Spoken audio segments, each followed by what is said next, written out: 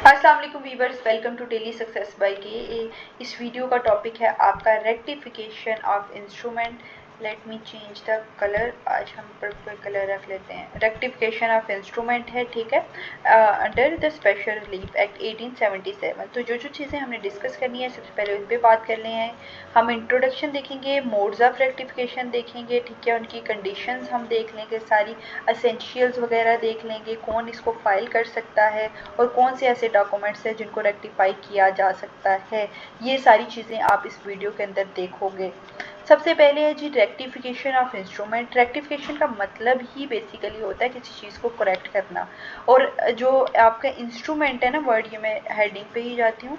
Rectification आपका होता है करेक्शन, यानी किसी चीज़ को करेक्ट करना आपका रेक्टिफिकेशन के अंदर आता है। इंस्ट्रूमेंट लीगल लैंग्वेज की वर्ड में इंस्ट्रूमेंट किसी डॉक्यूमेंट को कहते हैं, किसी कॉन्ट्रैक्ट को कहते हैं, ठीक है। तो ये इसका मतलब क्या होगा, किसी डॉक्यूमेंट या फिर कॉन्ट्रैक्ट की करेक्शन, ठीक है। तो अभी है आपके पास सबसे पहले है जी रेक्टिफिकेशन। रेक्टिफिकेशन का मतलब है कि कोई भी आपने डॉक्यूमेंट लिखा है, क्रिएट किया है, उसके अंदर कुछ गलती हो गई है, ठीक है। तो अब आप उसको ठीक करना चाह रहे हो, तो फिर रेक्टिफिकेशन का मतलब है उस गलती को ठीक करना। आप दोनों पार्टीज़ की एग्रीमेंट है और उस गलती को आप ठीक कर रहे हो सकता है इसके अंदर बाज़ औक़ात होता है आपसे गलती हो जाती है, बाज़ औक़ात होता है कि फ्रॉड के थ्रू होता है। तो हमने ये सारी चीज़ें देखनी है कि किस तरह से आप एक डॉक्यूमेंट को क्लियर और करेक्ट कर सकते हो। पर्पज़ इसका बेसिकली यही होता है कि फेयरनेस क्रिएट करी जा सके। आपने जिस नीयत के साथ ये एग्रीमेंट किया था, आप उस नीयत को, उस इंटेंशन को हासिल कर सको। बेसिकली ये पर्पज़ ही क्या है, इक्विटी का। अब जो है वो स्पेशल रिलीफ एक्ट 1877, ये जो है वो कहते हैं दो कंडीशंस हो सकती हैं, फ्रॉड भी हो सकता है या फिर आपसे गलती भी हुई हो सकती है। हमने देखना है कि मोड्स क्या हैं। तीन तरीके हैं बेसिकली और सिचुएशन जिसके अंदर रेक्टिफिकेशन अलो है। एक तो ये है कि आपसे फ्रॉड हो गया। फ्रॉड मतलब किसी ने जानबूझ के आपको धोखा दिया है, जानबूझ के इंटेंशनली आपसे जो है वो हकायक किस चीज़ के छुपाए हैं ताकि आपको समझ ना लगे, और आपको समझ ना लगे तो आपके साथ वो फ्रॉड जो है वो कर सकें। पहला जानबूझ के किया जा सकता है, कुछ इट मस्ट बी अबाउट, या कोई बहुत इंपॉर्टेंट क्लास है कॉन्ट्रैक्ट की, वो आपको नहीं बताई गई, क्योंकि अगर वो आपको बता देते तो आप वो कॉन्ट्रैक्ट ना करते। इस केस के अंदर ये तीन कंडीशंस थी, ठीक है। और आप फिर उसके बाद अपनी एग्जांपल अपनी मर्ज़ी से लिख सकते हो। जो मैंने एग्जांपल दी है आप वो भी लिख सकते हो। ये वाली एग्जांपल मैं इसलिए नहीं रीड आउट कराती कि एग्जांपल आप खुद से लिखो, ताकि आपको बाद में ये पेपर में बैठे भी आपको एग्जांपल बड़ी याद आ रही होती हैं।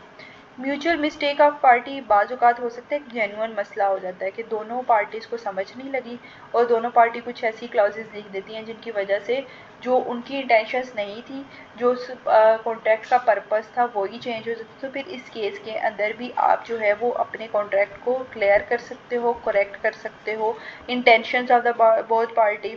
where there is no clear fraud or mistake, but it can be shown that the true intention of both party was not properly written। बाज़ औक़ात ऐसा होता है ना कि कॉन्ट्रैक्ट आप लिखते हो, ना तो कोई फ्रॉड होता है ना कोई गलती होती है, लेकिन आप फुली प्रिपेयर्ड ही नहीं होते हो और आप एग्रीमेंट के अंदर ऐसी चीज़ें लिख लेते हो। बाद में आप कहते हो यार मेरा तो ये इंटेंशन था ही नहीं, तो मैं तो ऐसी चीज़ चाहता ही नहीं था, तो ये कैसे होगा। तो फिर इस केस के अंदर भी इस तरह से होता है कि आपको जो है वो रेक्टिफिकेशन का चांस दिया जाता है। असेंशियल्स हैं कुछ for filing a suit of rectification. उसके लिए है कि आपका जो सूट है वो उसी कॉन्ट्रैक्ट के रिलेटेड, आपका जो केस है उसी रिटर्न कॉन्ट्रैक्ट के रिलेटेड होना चाहिए। आपके पास प्रूफ होना चाहिए कि ये जो है वो आपके साथ गलती हुई है या फ्रॉड हुआ है, और आपको 3 साल के अंदर अंदर ही ये केस फाइल करना होता है, ठीक है। और who can file a rectification suit. कोई भी पार्टी, कॉन्ट्रैक्ट हुआ है दो पार्टीज़ के दरमियान, दोनों में से कोई भी जो है वो इससे रिलेटेड जो है वो केस फाइल कर सकती है, ठीक है। और डॉक्यूमेंट्स अब हम देखते हैं कि कौन से डॉक्यूमेंट्स ऐसे हैं जिनको रेक्टिफाई किया जा सकता है। वो कॉन्ट्रैक्ट्स हो सकते हैं, वो डीड्स ऑफ ट्रांसफ़र हो सकते हैं, गिफ्ट डीड्स हो सकते हैं, लीज डीड्स हो सकते हैं, ठीक है। वो कोर्ट डिक्रीज हो सकते हैं, वो कोई भी नेगोशिएबल कॉन्ट्रैक्ट हो सकता है, वो कोई भी सेटलमेंट हो सकती है। ये वाले डॉक्यूमेंट्स जो हैं वो आपके रेक्टिफाई हो सकते हैं। देन आप एट दी एंड कंक्लूजन लिखोगे। आई होप वीडियो आपको समझ आई है, चीज़ें बहुत सिंपल थी। और थैंक यू सो मच। इंशाल्लाह हम अगली वीडियो के अंदर मिलते हैं जो कि सेकेंड लास्ट होगी आपकी इस सब्जेक्ट से रिलेटेड।